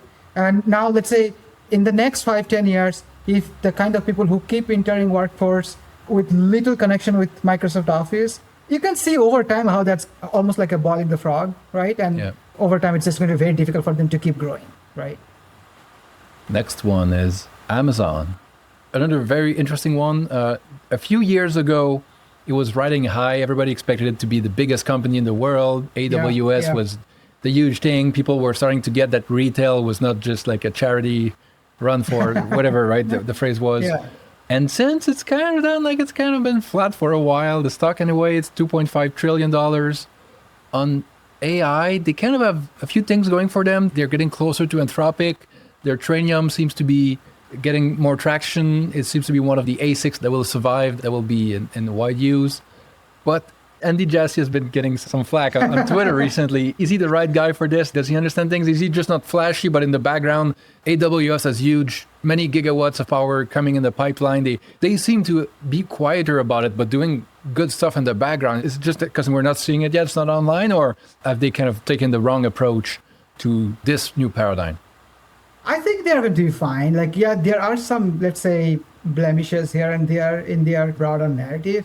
But when I look at them, I feel like they have the right things in place. Yeah, they don't have the model. I think they are going to keep at it at Trainium. I don't think they are going to give up on that. So they have the chip. They don't have the model. They are probably going to be pretty good contender in robotics in the next like 5-10 years. And as a first customer for it too. Exactly. It seems very symbiotic to what they're doing. Retail, I personally think retail is underestimated. I think, it's a great position to be in. To U.S. economy, 70% is consumer spending, right? And advertising is where they make a lot of the money on retail. And people kind of see that as two separate things. But without retail, you don't get the 50 billion or whatever in advertising. It's the same integrated thing. So I think retail is a great business. It's super hard, I think, to compete effectively against Amazon on retail. I think the only company which can probably create this anti-Amazon alliance is Google. If you want to recreate Amazon's logistics, it's not a good idea. It's going to take years and years, and you're never going to catch up, right? But if drone delivery is something that narrow the difference or eliminate the difference, and of course the Krogers, the Albertsons of the world, they're not going to be able to invest to build drones, right? Google can, right? Maybe partner with Walmart and Shopify. They already did. Create a... They already did. Walmart has been a very smart company in the last 10 years or so, kind of sneakily. And I think the market has increasingly appreciated that. And they partnered with Google. I think that's the right call. Walmart should not want to be the next Amazon. Like, it's probably a losing bet. So you need other helping hands who can help you with on a technology level, right? And then you use your current existing distribution moat to kind of narrow that moat that you have versus, let's say, Amazon. But even then, I think retail is such a big industry. Like, anytime I talk about how I like Walmart and how Walmart is doing great, people keep asking me, hey, are you worried about Amazon? Like, it's so big, it doesn't matter. It's okay, fine. Walmart, keep improving. I'm supportive of that. It's totally fine. Retail is such a large part of the economy. And you are saying that Amazon should be shivering by the thought that Walmart is getting... No, it's fine. Both can survive and coexist successfully. In fact, your point about Google is a good one. And many people don't realize that the biggest competitor to Google as a search engine is Amazon. Amazon has unbundled a retail search engine, and people start their search for goods on Amazon, right? So, but it goes both ways. Like, the same searches could be done on Google as long as you figure out a way to get physical distribution of goods. Yeah, I mean, there obviously, like I said, there are some blemishes here. Like, Amazon doesn't have a hardware, right? There's this talk about, like, it's possible maybe more and more people starting their shopping journey from chatbots, right? And if that's a third-party chatbot like ChatGPT or Gemini, Yeah, who has the leverage, right? yeah, so there are definitely some blemishes there. So far, these chatbot experiences are not quite integrated yet. People obviously care about shipping speed and to be able to track when something's going to be delivered. And those small bits and pieces of the whole shopping experience is not quite there in the third-party chatbot app. Amazon is betting that they can deliver it in a more seamless way through their first-party chatbot experience. That remains to be seen. But at the same time, I feel like Amazon has outright dominance on more and more non-discretionary spending, right? The more non-discretionary it is, the more I am unwilling to start my journey from ChatGPT or Gemini, right? Yeah. Amazon is so big, there's always discretionary part, there's a non-discretionary part. There are some parts of the spending on Amazon that's probably vulnerable to chatbots, like they may have to share some economics. Yeah, be more of a platform like buy with Prime type of thing, and they may get less of a good deal than to not lose the space to others, basically. I forgot who said, maybe it's Eric Suford, or maybe it's Ben Thompson, I'm not sure who exactly said this. It's actually more important for OpenAI to have Amazon as partner than, let's say, Amazon to have OpenAI as partner. At least today, like who knows what's going to happen 10 years. It makes total sense to me that if I were OpenAI and I don't have the behemoth in the industry who can suggest the search result in your query. And that people can just, with a couple clicks, get something delivered within ChatGPT because of integration. If you don't have that, people won't go to you for shopping, basically. Yeah, so I do think at times OpenAI is probably a bit high on their own supply, like they probably feel too powerful. Sometimes it helps because it's almost like a manifesting destiny, right? You feel like you are very powerful and then you kind of, we have demanded from heaven. We're going to be the ones. Exactly. But sometimes it's just not true. Amazon can sit out. Maybe it's TBD in 5-10 years down the line, but OpenAI may not have 5 years if they don't have more and more use cases convincing the 90% of the people to come back to their app more frequently, use their app for various use cases, not just the top 1 to 5% users, right? So if I were Amazon, I would feel pretty good about my position in that context, but there are blemishes in Amazon's narrative for sure. The next one is the one on which all of the others are built, TSMC. That's it. I have nothing to add. Yeah, $1.7 trillion now, the kind of choke point of the whole world at this point, right? It's like we discussed it, but the inverted pyramid where there's this one company at the bottom, and how many tens of trillions of dollars of market cap are resting on this one company? It's pretty incredible. Intel is now like semi-nationalized and trying to go down the nodes. Samsung is hanging on, but so much risk concentrated in one place, one company. It's, I don't know. Maybe as you said earlier, right? What can you do about it? Just you keep smiling and keep whistling in the dark and keep going. Well, fine. Like that's how I made a piece. Like I don't own TSMC. I probably will never own TSMC, but I do understand like this is probably the most mission critical company on earth as of today. If they go down, we'll go through probably an extended period of economic depression, and that's okay. That's okay. Like, things happen. I keep reminding myself, if our forefathers had to endure Great Depression, we can do the same. We are resilient people. That's wise. I need to absorb some of your Zen.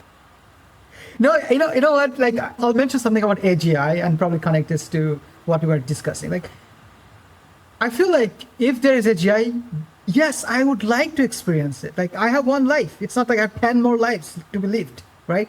I have one life. So what I don't want to do is to live through a period of stagnation. Like, nothing happens. Even if things are great, but everything's remain exactly the same great as it is today, right? I don't have many complaints about my life today, right? It's fine.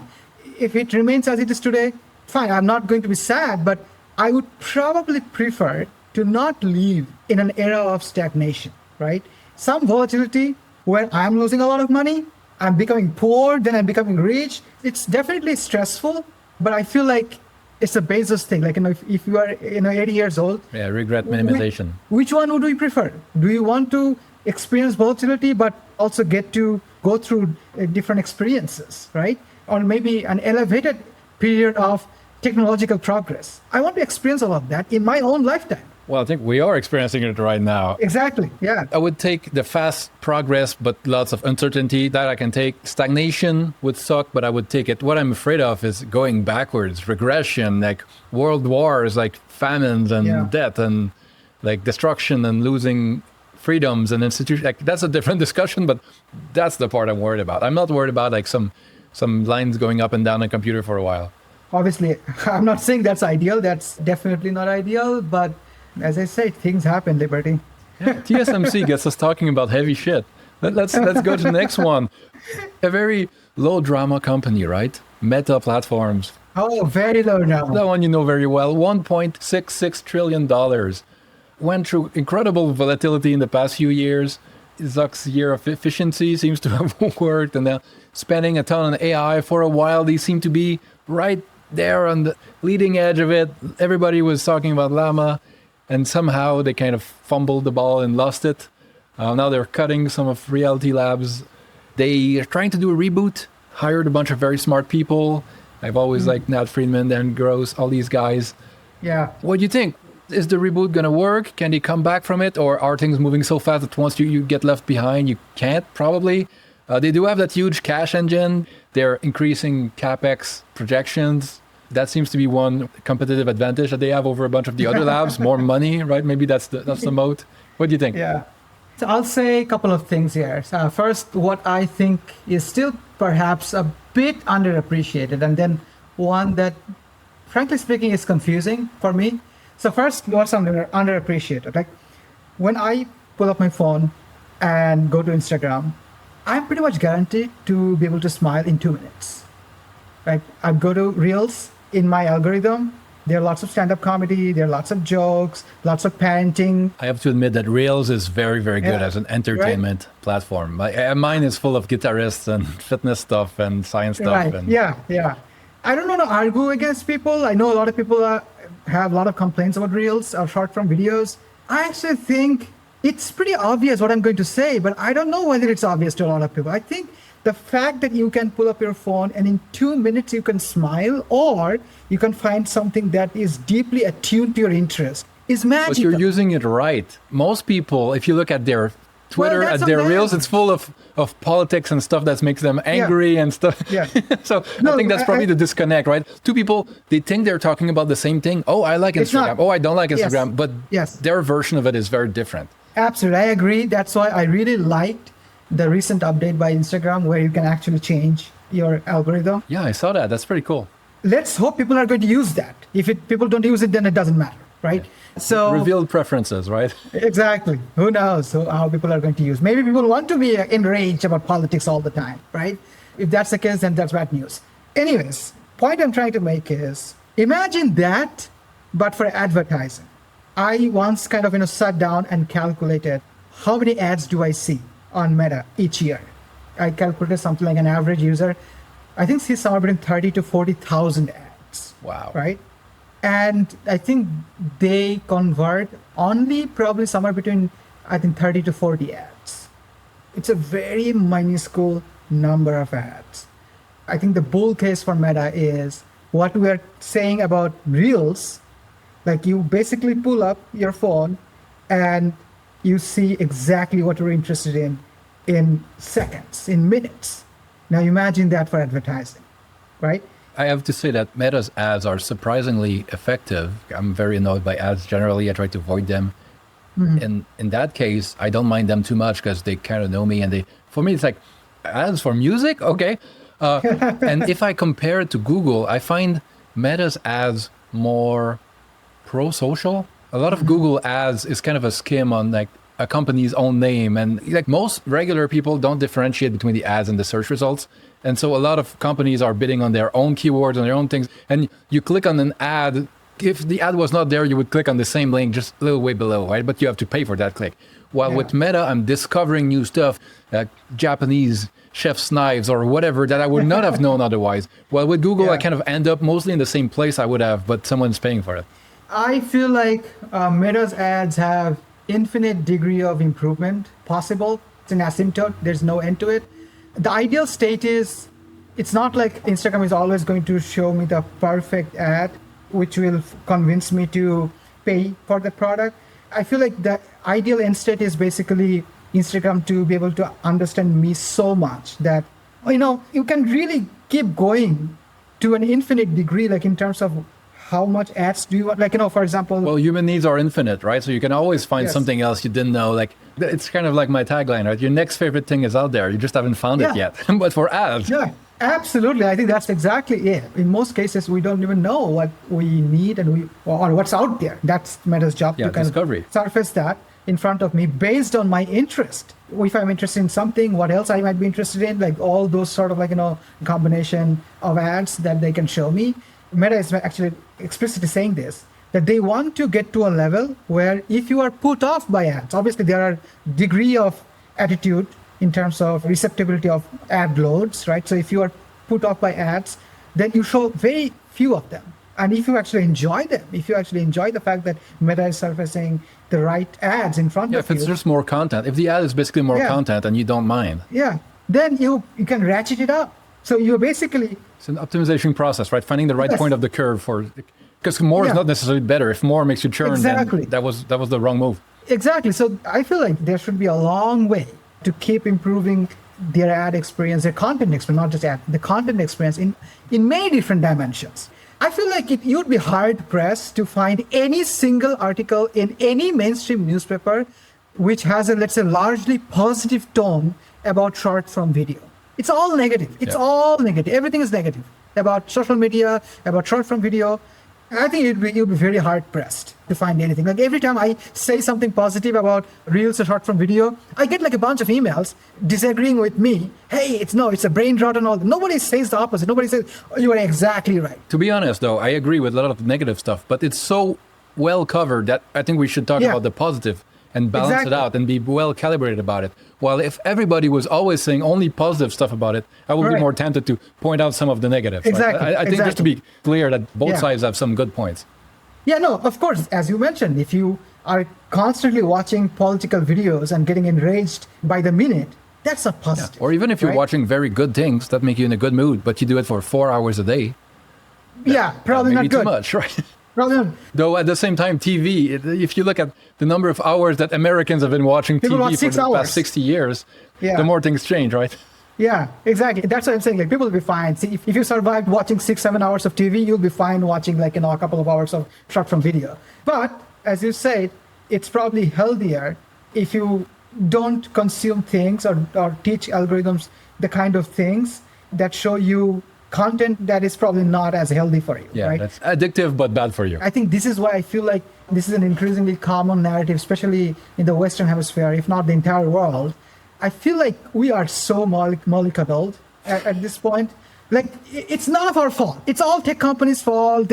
Nobody has agency, right? I can't really help myself. I have to watch this, I have no options. I'm just scrolling every day Instagram. No, you have agency. You have, you can exert control on these things, right? I wish we could say things like, for example, I think I mentioned this before to you. I have a very hard time watching Netflix. I ended up binge watching. I unsubscribed. I have agency. I unsubscribed Netflix, right? If it's so bothersome to you, don't use Instagram. It's okay. It's fine. You're going to be fine. You're going to be fine. Trust me, you're going to be fine if you don't use Instagram. But just don't complain too much and create these cookies and all that stuff to deteriorate the experience for the rest of the people who have control. EU banners everywhere. I do have something that as I mentioned, that is confusing for me when it comes to Meta. The more I observe their AI, the more I feel confused whether I actually understand why OpenAI, Google, or Anthropic are so successful. Because I can't quite explain what Meta doesn't have. Meta has talent. They have hired a bunch of talent from all these companies, paying sometimes hundreds of millions of dollars, or allegedly billion of dollars, right? So they have ample compute, they have talent, they have compute, they have future cash flow, and they are investing heavily. They have infrastructure. They're not dependent on the hyperscalers. They have their own infrastructure. They don't have the chip yet, but they are kind of working on it. Success of which is probably a bit spotty. It may not work, but they are kind of still in the race. They're not quite out of it yet. But I can't quite explain. Yeah, something's not working, right? And even I don't even trust their user numbers. They find so many ways of getting me to click on the thread thing just so they have me as a MAU, or I feel like the actual usage is probably lower than whatever number they reveal. But I'm also wondering why. We do know that their model is not that good. Yeah. That's we're certain about. No, for sure. Now the question is, why is that? I don't have a good explanation for that. Why is their model not like, at the frontier? What's stopping? They have plenty of GPUs, they have talent, they have infrastructure, they have the cash, and they have a founder who is pretty motivated to be at the frontier. They probably wanted to be where DeepSeek is, right? Think about where is DeepSeek. They don't have as much cash, they don't have as much compute, they don't have probably not as much talent, who knows? They have less of everything. Everything. And why except are ideas. There you go. Talent density, I guess Zuck got that one right? He figured out that it's not about throwing like thousands and thousands of people into an org and hoping. It's the mythical man-month thing, right? So he's reduced the size of the team. He's given them more compute per researcher. But I don't know. Like it's kind of like when the lag time between when you make a change and when you see a result may just be too long. And by the time they come out with something, the other labs are racing ahead, right? They're a moving target. Yes, that's what I'm saying. Like I look at their AI bet very closely, and I come away with almost no explanation why they are behind. Yeah, what does it take to be actually good at this stuff? Exactly. Clearly, it's not just like money and compute and resources and talented researchers. You could think that these are the elements and you put them together and voila, you have, but something else is missing. That's what Zach thought, right? Zach thought, okay, what do I need? He got everything. Yeah, shopping list and... He got everything. With soup and all, everything, right? Yeah. He hired a bunch of people. What more can you ask? Exactly. I think the most negative thing about Meta is maybe Zuckerberg is also confused. Like, hey, what can I do now? It's been a while and we haven't seen anything from them. Yeah, Cloud Code was coded in a couple of weeks. What are you doing, Meta? I don't know what's going on. So that's anytime you don't understand, anytime you can't explain, that itself may be a sign of weakness, whatever you call it. But their core business, I think, is still like so good that may itself hide the other weaknesses. But here's an important question, though, about their core business. What do you think the impact of AI content will be on Instagram and so on Facebook, right? Is it a positive because there's going to be so much slop, so much crap, but somehow the algorithm will find the actually good stuff and the absolute amount of good stuff is still going to rise, right? The cream rises to the top and people using the apps are having a better experience. And once in a while, it's a real person. Once in a while, it's AI and somehow it's all good. Or do you think the tidal wave of slop and crap will kind of break this connection that people have with creators and with other humans? Like Sora didn't last that long as a thing.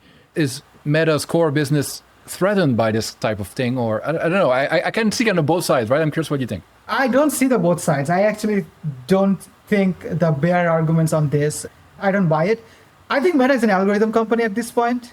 The more content that's out there, whether it's AI generated or human made, it doesn't matter. The more content there is, the more valuable the algorithm is, right? And the algorithm is in a pole position. Like as a user, I simply do not care whether something is AI generated or human generated. All I care, if I like it, if I like the content, if I enjoy the content. If I don't enjoy, it's not like, oh, I feel good, oh, it's human made content at this point. Like, come, let's be honest. Like, most of the content that you are going to see on the internet will have an AI element to it, right? The idea will be generated from AI or maybe some edits or something. Even pre-AI, all the filters and like people don't look like that in real life. Yeah. The bear case, you can always come up with something, but I don't think it's real. There might be some bear cases out there. I don't think this is the one that there will be too much content. Yeah, there is already too much content. The more content that's out there, it's all the better. The algorithm needs trillions of options to choose from, right? The more the options they have, the more fine-tuned it can be in terms of what it can show. Zuckerberg is almost too paranoid about their core business. Next one, Broadcom. There's more? Yeah, there's more. We're almost done, but Broadcom is now $1.63 trillion. I have to pass because I have not studied Broadcom. I don't have too much to say about it, but it kind of had this moment when like, everybody was looking at Nvidia, and all of a sudden, all generalists learned about ASICs and all these chips, GPUs, and figured out that, Broadcom was working with Google to make TPUs. They have all these IP blocks to help people design chips, so you don't have to reinvent the wheel, right? You figure out your design at higher level, and then you can use IP from Broadcom to tape out the chip. They have a bunch of software. The ASICs got the spotlight, but the bottleneck in AI is kind of moving around, right? And for a while, people were like, networking is also important. Who has the best networking? Broadcom. Lately, it's all about like memory and HBM and SSDs and all that stuff. So Broadcom seems to be pretty well positioned, but I think one of their problems is that their customers are so large and so sophisticated that over time, they kind of disintermediate them, right? Google is working with some Marvel stuff. They're doing more internally. Over time, maybe Amazon is doing more of the Trainium internally. That could be a threat for them, but we don't have to spend too much time on it. I don't have that much to say about them. Seem like a great company, seems to be well positioned to benefit from multiple different tailwinds, but always some risks. Okay, here's one that's kind of crazy because it's such a strange company. Like, what do they even do, right? Tesla, is it a car company? Is it an AI company? Is it a robot company? What the hell are they? They're valued higher than what, like the next 20 car companies combined? Yeah. Elon with a finger in every single pie of every news cycle of every industry. Any thoughts on Tesla? Yeah, Tesla is the quintessence West Coast company. Yeah. That's how I would put it. To be specific, Tesla has a West Coast shareholder base. Yes. Right? Yes, the PE ratio is not even registering. The shareholder base has this West Coast philosophy to value the company always based on future. And not just near-term future, but like more of a 5 to 10 years future, right? Or more. The Martian future. And more, right? I think, the fact that SpaceX is able to relaunch rockets and nobody else can. Starlink and Yeah. So, things like that are probably what convinced Tesla's shareholder base to trust Elon's bets, right? And the kind of bet he's making. Like, for example, obviously Waymo and Tesla have a very different approach, right? But clearly Tesla's shareholder base believes in Tesla's bet. It used to be that FSD is the core bet. Now it's more like FSD is probably 30% of the bet, and 70% is probably the Optimus and all that, right? So it's mostly bet on this fantastical future. We don't really see the financials don't really see it yet. I mentioned this probably a week ago or so on my blog. I think a week ago, I saw this reel on James Cameron and how he navigated from one area of science to another, to filmmaking, to marine biology, to deep sea engineering. It's pretty mind-boggling, right? That one person with no pedigree. He was a truck driver, right? And now he's kind of like he's a truck driver. Engineer, basically. Yeah, he has incredible capacity to go from one area to another and be very accomplished and proficient at it, right? Almost some of the world's best at it, right? It's pretty mind-boggling to be able to do that without any pedigree, any credentials, or any sort of background in those areas. In some sense, I feel the same way about Elon Musk in the business world. If you look at his sort of like bets over the years, like he made money in PayPal, then built these two companies, and SpaceX is probably going to be more than $1 trillion company this year, right? At least for SpaceX so far, he has been able to do something that so far we have 8 billion people in the world and we have not been able to do it, right? So his talent stack is somehow unique, right? Because there are a lot of very smart people. There are a lot of very entrepreneurial people. There are a lot of very risk tolerant people there, but few people combine all of these. And on top of that, I think maybe the rarest quality that he has is ambition. Because a lot of these other super smart people are not like, I'm going to build a city on Mars and I'm going to vertically integrate a whole new car company in a country where no new car company has succeeded in like 100 years. And then on top of that, I'm going to put thousands of satellites in space. And like the ambition, even if someone else has the same skills and same capability, they would not even attempt these things. Yeah, no, for sure. And then the pain tolerance to keep going through all the long periods when it doesn't work. When you look at that, it is not nonsensical to bet that he will be able to come up with something that justifies. Again, it's not for everyone. I am not a Tesla shareholder, right? And it's probably unlikely that I will be one anytime soon. But, it's just a very different lens. Yeah, it's like some people go to the racetrack, the casino, some people invest in angel investing, VC, there's all kinds of investing. And while it's not for me, I can also see why some people look at that and are like, this is the sci-fi bet I want to be on, right? And he's going to put it out a rabbit out of the hat again. I do remind myself, a very recent example, I think I mentioned this a couple of times before. Reels, for example, was a $1 billion ARR product 3 years ago. Today, it's $50 billion. That's crazy. So since the whole world has internet penetration, everyone has a mobile phone, right? The pace of diffusion in consumer case, once they have the right product market fit, can be super fast. It's not railroads and steamboats anymore. No, not anymore. So who knows? I feel like it's the more likely scenario in sometime in the next 10 years that Elon Musk will probably have one company where he will have everything, right? Yeah. And that's the thing, right? Even if XAI is losing money, but then he can just absorb it in Tesla or SpaceX or whatever. Yeah, I think he keeps saying, actually, I think he keeps tweeting about this, like none of his investors have ever lost money if you invest and basically stayed invested. And I think that's probably true. I don't recall something that went out of business. Yeah, no, even SolarCity, even... Nothing, right?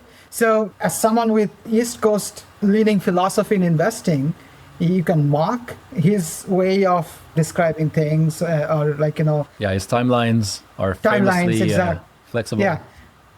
We have to say that there is some truth to the fact that people have not lost money. He eventually gets there.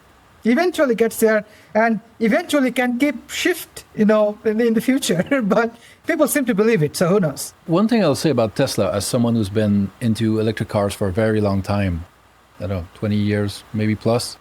I actually met Elon at the auto show, and you put a photo of it, and a photo I had never seen, a photo taken by someone else. Unintentionally. Where Elon and I are in the same photo. Anyway, as someone very interested, I wouldn't want to lose SpaceX, because SpaceX is probably my favorite of his companies. But I kind of wonder, what if he had been focused on only Tesla all this time? Right? Because I feel like at one point he kind of lost interest in EVs, and the products have kind of stagnated. Like the number of new models, updates are rare, and I kind of wonder how EVs with his product focus. What would that accomplish if he were focused?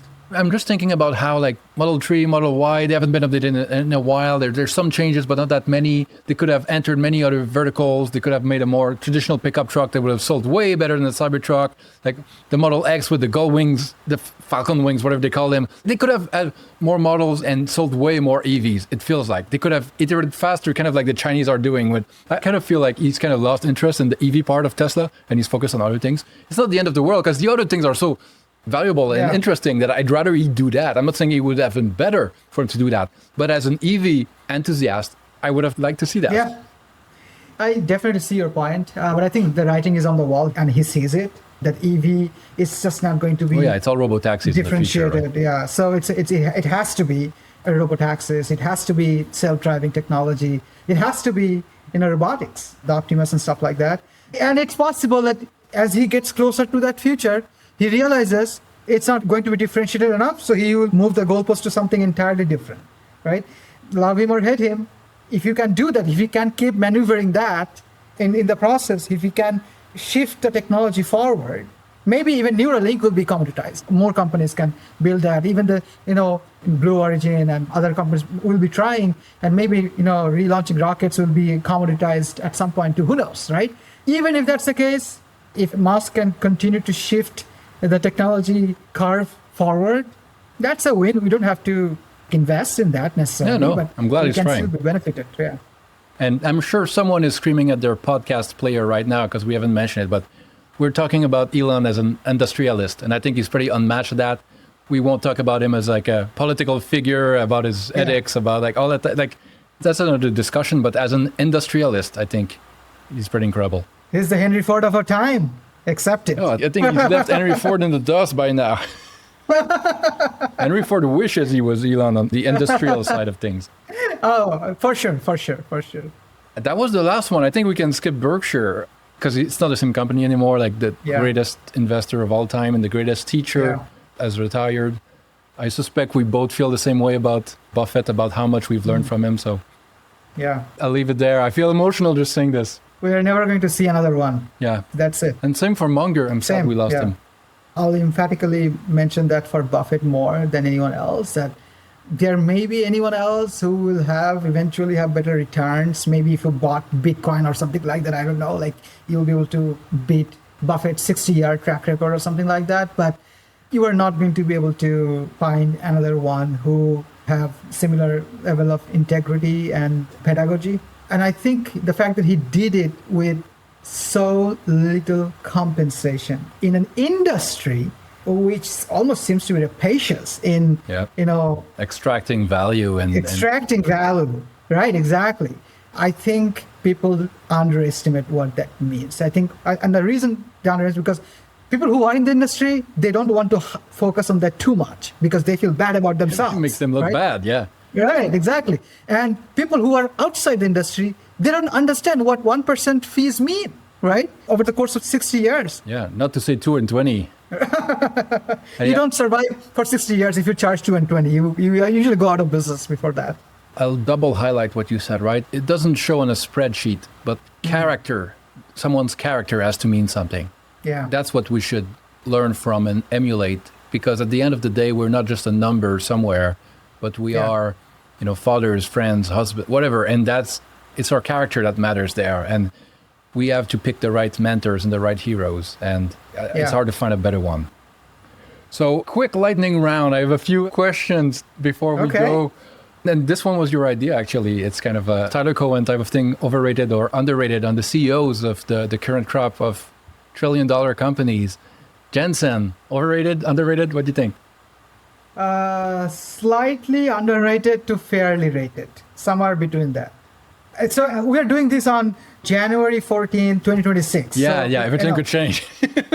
These sentiments shift wildly, right? So I would probably say some of these opinions in a different way if we were I don't know, maybe 6 months ago or 6 months later, who knows? But today, as of today, Jensen is probably still slightly underrated to fairly rated. Yeah, that sounds about right. For a long time, he was underrated. He was one of the last founders in charge. He's the closest thing to Steve Jobs, basically, that's still around in the tech world. And for a long time, I guess because his end products were not so mass market that people kind of overlooked him, right? He wasn't in the headlines as much. But yeah, I agree about that. Next one would be, let's do Elon, because we just talked about him. Underrated. As an industrialist, right? Let's keep it to business.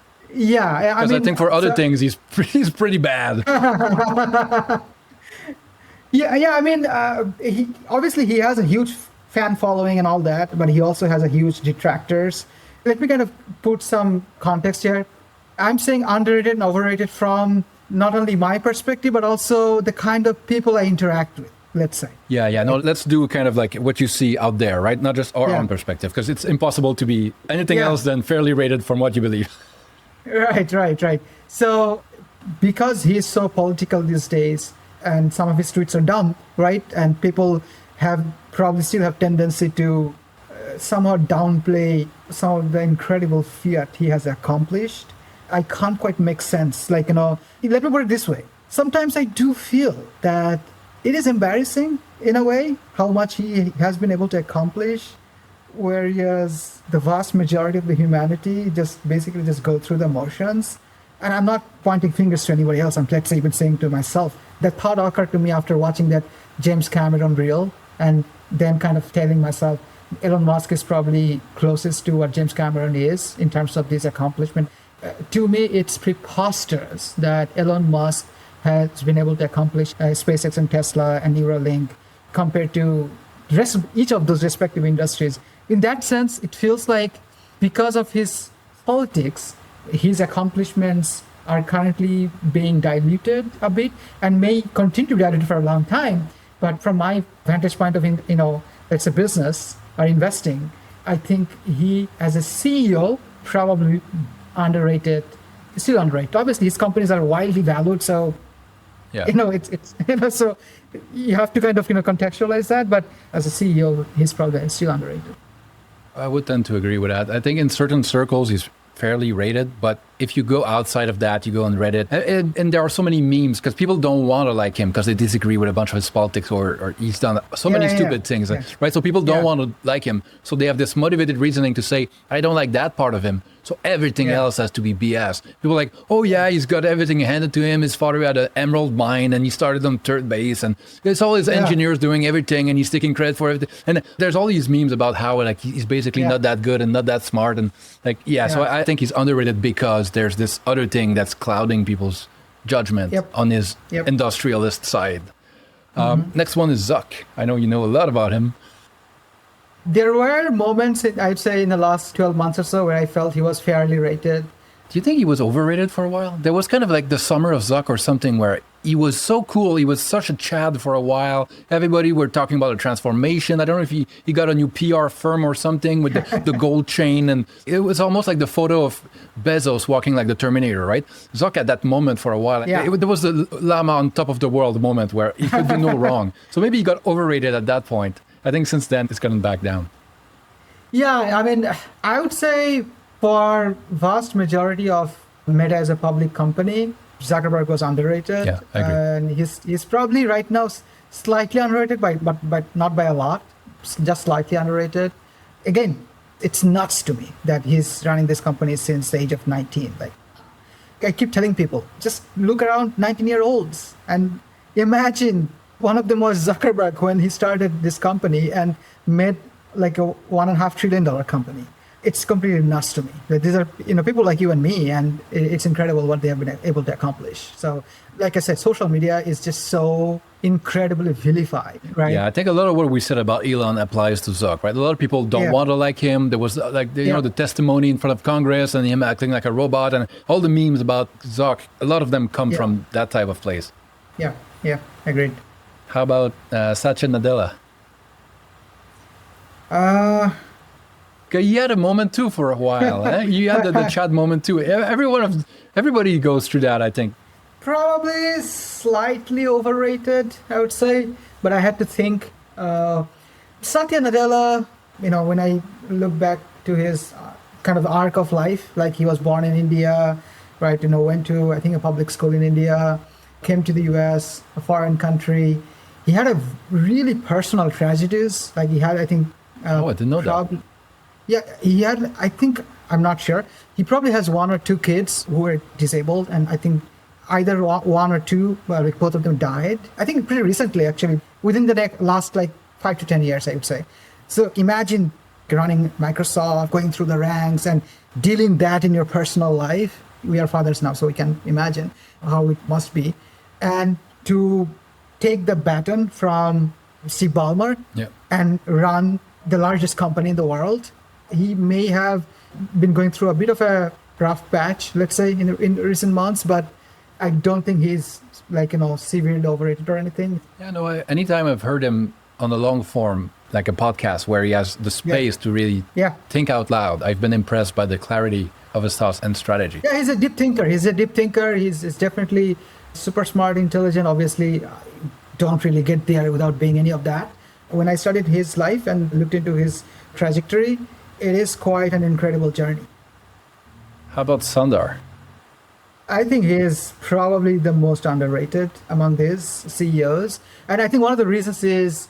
I think he's probably the least charismatic of them all, right? Yes. That doesn't help. Yes. And for a long time, he was kind of beige to me. I couldn't see him. I didn't know who he was. Every time I heard an interview, it was very... political, kind of like carefully worded and not interesting, right? So I probably was not rating him very high for a long time. And then I think it got better lately, probably as Google has executed better. Maybe a lot of that is Demis. Maybe Demis should be CEO of the whole thing. I don't know. Yeah. No, I think the reason I'm saying he is the most underrated because he comes across somewhat average when you compare to the rest of the pack, right? But on his own, I think he's super good at, because people focus on, look at Zuck, look at Satya, look at Jensen, and then he kind of falls short, right? Too short than what he actually is. He also kind of went through, I would say, somewhat similar trajectory as Satya Nadella did. Unlike Nadella, he didn't go through those personal tragedies, but he did play a pretty significant role in some great accomplishments at Google. Yeah, wasn't he in charge of Chrome? Yeah. Chrome, yeah. So I think people kind of forgot that. And again, I do think the current hand that Google has right now, it was decided like 10 years ago. They knew they found a gold mine in search, like long time ago. And they have been trying very hard to not say too much about it. Yeah, reinvest everywhere, kind of hide the profitability. Right. They know that the FTCs, the government will eventually pick their nose into their profit pools. And they have been kind of building up their business and managing the business in a way that makes sure that they can protect this profit pool, right? Yeah. So maybe it's part of the reason why Sundar, who is not as charismatic, who is not as pompous. He's part of the cloaking device for the company. No, it's kind of like, when there were all the congressional testimonies and nobody ever asked anything to Nadella and Microsoft, but they were the old target of antitrust and everything. But now somehow Nadella was just blending in and nobody was targeting him. Maybe Sundar is kind of like that. I actually remember, I think in that hearing, some of the senators were very antagonistic to Zuckerberg and I think Bezos but they were actually, I felt more respectful to Sundar Pichai, just the way he talks and the way he handles things.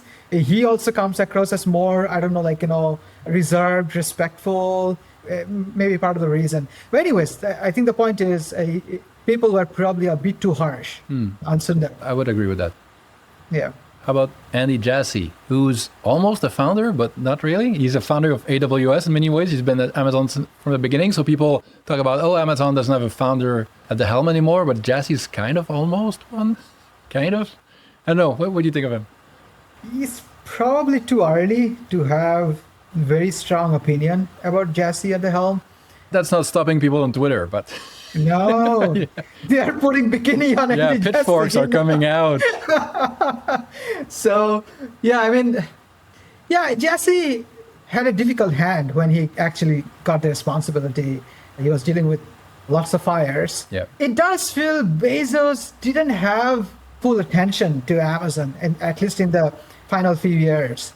Obviously, he's a great CEO and all that. He played an instrumental role for Amazon where it is now, but it does feel the company was probably not seeing the ball. And again, like I said, whatever we are seeing today, all was kind of decided 7, 8, 10 years ago. So Amazon, the pandemic definitely helped them, I think, over the long term in the retail side of the business. But they are somewhat behind on the AWS side. Obviously, they bought Annapurna, which was a great deal. Yeah. They're still catching up. They're not quite out of the picture yet. They are probably ahead in their chips ambition compared to Microsoft, but also they don't have the luxury of partnership with OpenAI. So too bad Anthropic's not for sale, right? The Anthropic is not for sale, but they do own a good chunk. Yeah, no, Google and Amazon both own a big chunk. I think Amazon probably owns a bigger chunk than Google. Yeah, I think so, because they reinvested more recently.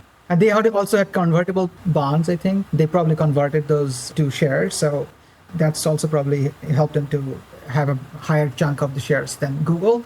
I don't know. I feel like it's too early. So I would probably just say fairly rated as for now.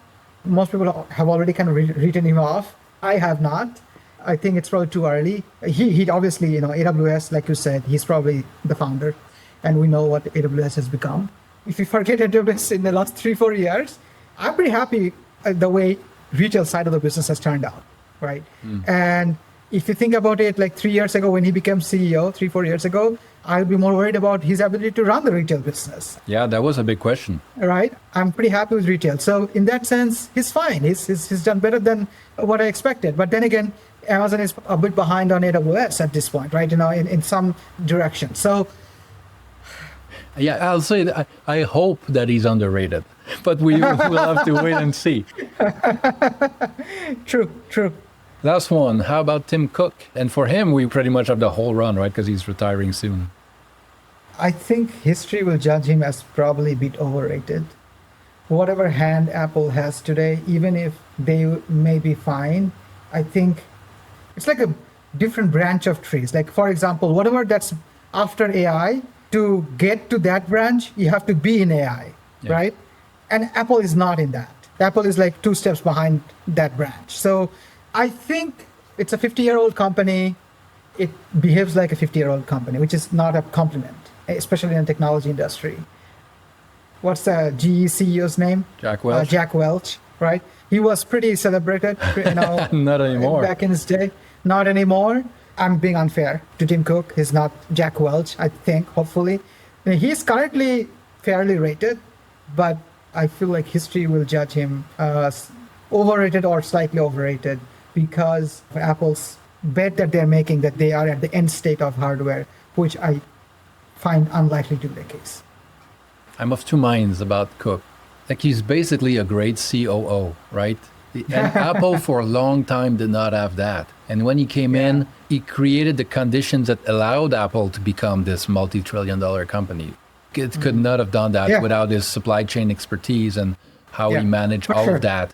So on that, I think he's probably underrated. People underestimate how difficult it's been to scale to Apple level with physical products that need to come out like clockwork every year and without big problems. Like Samsung had exploding phones. Like everybody, it's been hard for a lot of people making way fewer phones and way fewer devices than Apple.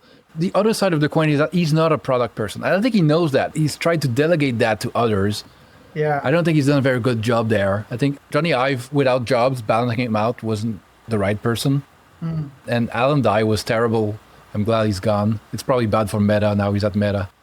So great COO, probably not the right person to lead a product company. But that said, with the hand he was dealt, right, because he was there, I think he did about as well as could be expected from his skill set.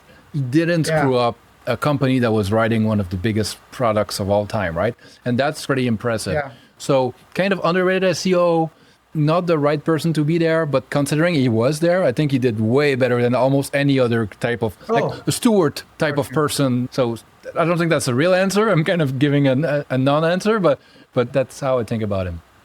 Yeah, I mean, I think we probably agreed on this at the start of this conversation that all these people have to be pretty good. Like, we can't really argue against the decisions. They are there at the pinnacle of management because these are extremely capable people. So that's why I kept mentioning slightly underrated. We're grading on a curve here, right? We're grading on a curve. These are not junior minors. Yeah. No, these are all amazing management. Investors of all these companies are pretty lucky to have all of these people at the helm. So I kept the toughest question for last. Get ready, man. Okay. If you could own only one for like the next 20 years, whatever, right? To remove some factors, right? Because I don't want to take valuation into account. Just you own the whole company. You are the owner of 100% of one of these companies, adjusted for market cap, whatever, right? You have the same wealth. But which one would you pick as your horse for the next multi-decades? Multi-decade. It's a toss-up between Meta and Google. Probably Google will inch ahead of Meta. Yeah. If MSL delivered some hope for me in terms of their ability to develop a frontier model, I would probably think about them more. But I think, multi-decade, if you believe in the theory of compute of everything, and Google has every part of the stack, they have the people who will simply never give up. It was Larry Page who said he's ready to be bankrupt. I would rather go back. Well, he did say about Google Plus too that he would never give up, but this time it's probably more correct. Yeah. What's the point if you can't even lead in AI? If you are Google, if I were in Larry Page's position, I would have the exact same mindset. Like, I don't care about generating 10% or 12% IRR. What I do care about leading the AGI or leading the frontier of AI. Obviously, they can still bungle it up, as you mentioned, but any big company can turn into IBM. For sure. I suspect we're thinking about similar lines. I would also pick Google because today, I don't know if it's leadership, but very close to leadership in AI or hanging out at the frontier of AI. It's also pretty diversified set of bets, right? Just YouTube on its own is kind of similar to Meta in some ways. Liberty, how old is Jensen? Is he 60? Jensen is 62. Do you have any idea who might be succeeding Jensen? That's also something I was thinking when kind of answering that question, who can stay and run and operate the company for the 20 years. So Zuckerberg and the Google guys will be around. And by Google guys, I mostly mean Demis Hassabis, right, at this point. So he will be there. He's pretty young. Yeah. Zuckerberg is pretty young. Jensen may not be around for the next 20 years. I don't know much about Nvidia, whether they have That's a good question, right? Because Nvidia seems to be so tailored to Jensen's personality, exactly. right? There's the metaphor about the F1 racing car that's like that he's driving, right? So that losing Jensen, like the key man risk there could be high. So that's why I kind of narrowed it to Google and Meta, but Meta doesn't have some key ingredients of the future yet. So Google kind of wins out. I think that's a good place to leave it. Before we go, anything you want to leave the listener with? Anything we forgot? Anything you want to add? No, I thought it was going to be a seminar, and it was pretty close to a seminar. Well, I wish I had seminars like that when I was still in school. That was enjoyable. Thank you very much. I will put all of your links in the show notes. I hope people will go check out. You do now daily posts. You are very prolific, and it's great stuff. So I encourage everybody to check it out. And I will play us out. Okay.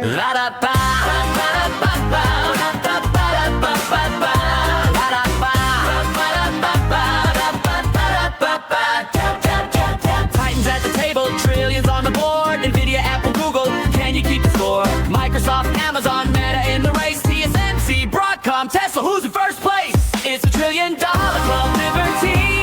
Nvidia, breaking it all down. $1 trillion club, the biggest game in town.